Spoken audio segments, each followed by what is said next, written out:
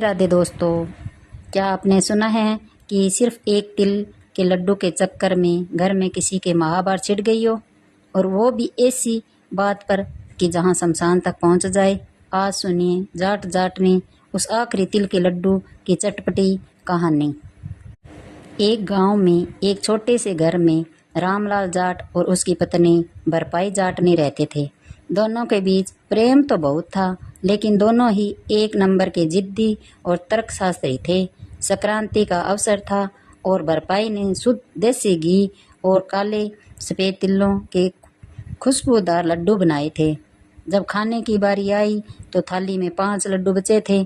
रामलाल बोला, देख बरपाई, 3 मैं खाऊंगा और 2 तू। बरपाई बिफर गई, ना जी, मेहनत मेरी, तिल मेरे, गुड़ मेरा, 3 मैं खाऊंगी और 2 तुम। बस यही बात से बात बिगड़ गई। 3 में 2 तू चक्कर में बात इतनी बढ़ गई कि दोनों ने खाना छोड़ दिया। रामलाल ने कहा, जो पहले बोलेगा वह 2 लड्डू खाएगा और चुप रहेगा वह 3।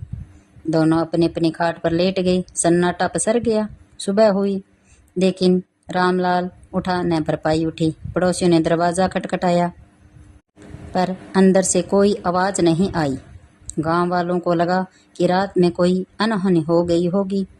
जब किवाड़ तोड़े गए तो देखा कि दोनों चुपचाप लेटे हैं, न हिल रहे हैं न डुल रहे हैं।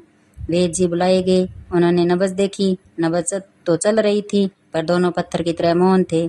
गांव के बुजुर्ग ने तय किया, भाई लगता है कोई बाहरी हवा लग गई है, ये दोनों का अंत समय आ गया है। गांव की परंपरा के अनुसार उन्हें अंतिम यात्रा के लिए तैयार किया जाने लगा।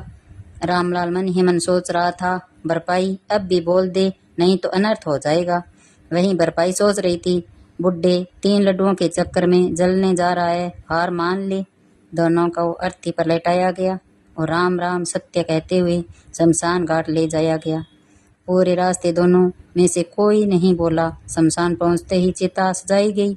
जैसे ही चिता को अग्नि देने की तैयारी हुई, रामलाल को लगा कि अब अगर नहीं बोला तो तिल के लड्डू तो क्या, शरीर भी राख हो जाएगा। जैसे ही चिता के पास आग लाई गई, रामलाल अचानक उठकर बैठ गया और चिल्लाया, जा रही बरपाई, मर गए तेरे 3, मैं तो 2 ही राजी हूँ।